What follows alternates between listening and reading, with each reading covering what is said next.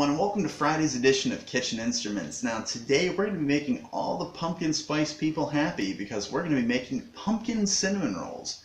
And we're going to use some of that cream cheese icing that I made earlier in the week. Okay, so to start off with, I'm going to show you guys how to make a pumpkin flavored cinnamon roll dough. And then we're going to stuff it, we're going to roll it, we're going to cut it, and we're going to bake it. And then we're going to top it with a delicious cream cheese icing that I showed you guys how to make on Tuesday. And as always, if you enjoyed this video or you enjoyed the show, please feel free to like, share, and subscribe. It really just does help the channel out immensely by helping it reach a broader audience, and it helps the channel grow and keeps me motivated to keep making you recipes. So, take 2 seconds, smash that subscribe button. Alright, so who's ready to try out their hand at pumpkin spice cinnamon rolls? Let's not keep you pumpkin lovers waiting. Let's do this.